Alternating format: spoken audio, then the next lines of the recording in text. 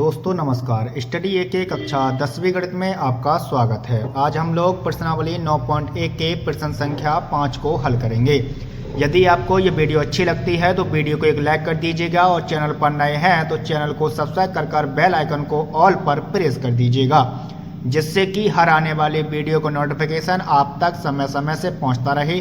तो चलिए वीडियो शुरू करते हैं और सवाल के लिए हल करते हैं। दोस्तों सवाल है, भूमि से 60 मीटर की ऊंचाई पर एक पतंग उड़ रही है। पतंग में लगी डोर को अस्थायी रूप से भूमि के एक बिंदु से बांध दिया गया है। भूमि के साथ डोरी का झुकाव 60 अंश है। यह मानकर कि डोरी में कोई ढील नहीं है, डोरी की लंबाई ज्ञात कीजिए।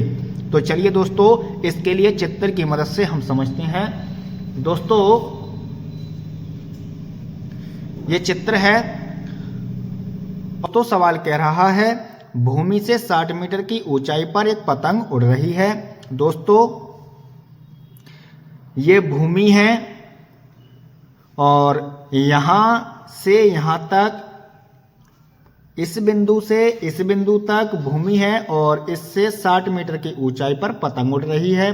तो हमने ये मान ली 60 मीटर की ऊंचाई। ठीक है दोस्तों, आगे है पतंग में लगी डोर को अस्थायी रूप से भूमि के एक बिंदु से बांध दिया गया है। भूमि के एक बिंदु से इस डोर के लिए बांध दिया गया है। अस्थायी है, अस्थायी का मतलब होता है कि ये स्थायी नहीं है। थोड़ी देर हम इसके लिए मान के चलते हैं कि ये अस्थायी है। ठीक है दोस्तों, भूमि के साथ डोरी का झुकाव 60 अंश है दोस्तों, और जो डोर की लंबाई है इसका झुकाव 60 अंश है। मतलब ये कोण है वो कितने डिग्री का है, 60 अंश का है।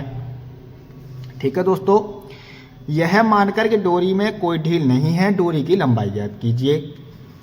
हमें डोरी की लंबाई ज्ञात करनी है तो हम इसके लिए L मान लेते हैं लंबाई के लिए। ठीक है दोस्तों, हमें ये डोरी की लंबाई ज्ञात करनी है तो इसके लिए हम मिला लेते हैं।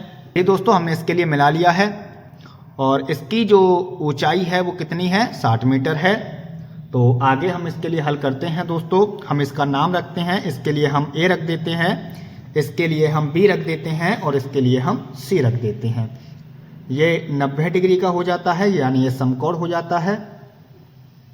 और अब देखिए हमारे लिए ये दोस्तों क्या होगा, ये कड़ होगा और ये हमारा क्या हो जाएगा, ये हमारा लंब हो जाएगा और ये हमारा क्या हो जाएगा, ये हमारा आधार हो जाएगा। तो हमें किस फॉर्मूले में काम करना है दोस्तों, हमें लंबाई ज्ञात करनी है डोरी की। तो ये कड़ हो जाएगा और हमारे लिए दिया क्या गया है, यानी लंब दिया गया है, लंबाई दी गई है 60 मीटर है। तो लंब बटे कड़ यानी लंब बटे कड़, ये तो लंब हो गया और ये कड़ हो गया। तो लंब बटे कड़ किस में आता है दोस्तों, फॉर्मूले में हम चलेंगे। दोस्तों फॉर्मूले में हम चलेंगे, लंब बटे कड़ आता है हमारा साइन थीटा में आता है और कोसेक थीटा में आता है। दोनों ही फॉर्मूले से हम काम कर सकते हैं। तो हम साइन थीटा में काम करेंगे। चलिए इसके लिए सवाल के लिए हल करते हैं।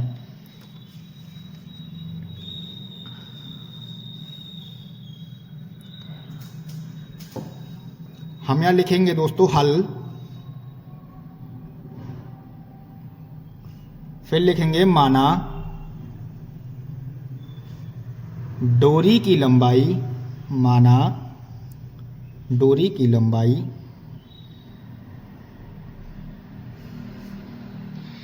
अब डोरी की लंबाई है दोस्तों हमारी AB, तो हम यहां लिखेंगे AB बराबर L मीटर है। फिर लिखेंगे आगे और भूमि से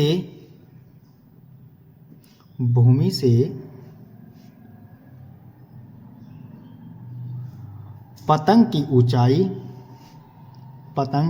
ऊंचाई AC बराबर 60 मीटर है। AC बराबर 60 मीटर है। ठीक है दोस्तों, AC बराबर 60 मीटर है। और थीटा कितना है दोस्तों हमारा, और थीटा है हमारा 60 डिग्री। ठीक है दोस्तों, अब इसके लिए आगे हल करते हैं और फॉर्मूले से हम चलते हैं। फॉर्मूला हम लगाएंगे दोस्तों साइन थीटा तो हम आगे चलेंगे दोस्तों, हम यहाँ लिखेंगे समकोण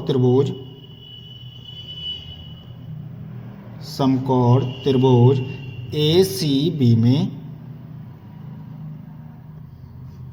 फिर लिखेंगे साइन थीटा बराबर क्या होता है दोस्तों, लंब बटे कर्ण। ठीक है, आगे चलेंगे, साइन थीटा का मान कितना है दोस्तों, 60 डिग्री है, तो 60 डिग्री रखेंगे बराबर। अब देखिए दोस्तों, लंब कितना है, हमारा लंब है AC है, तो हम यहाँ रखेंगे AC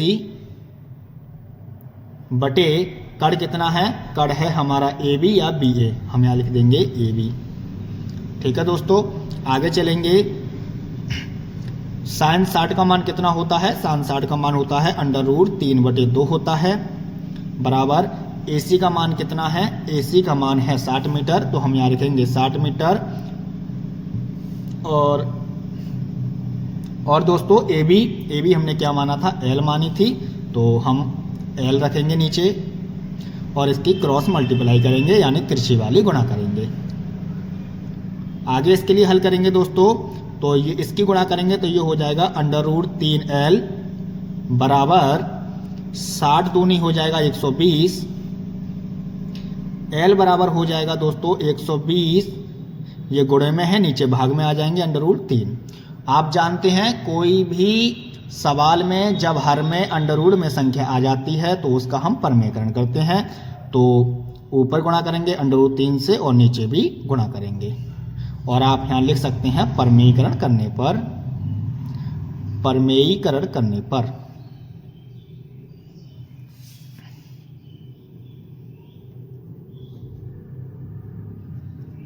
ठीक है दोस्तों, आगे चलेंगे इसके। अब ये हो जाएगा दोस्तों L बराबर, इसकी गुणा करेंगे तो 120 √3 हो जाएगा, और √3 की और √3 की गुणा करेंगे तो 3 हो जाएगा।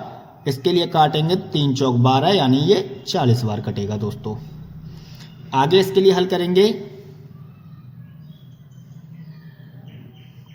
तो ये हो जाएगा L बराबर 40 √3 मीटर।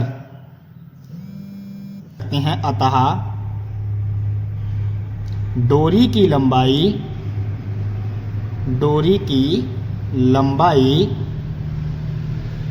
बराबर कितनी है, 40 √3 मीटर है।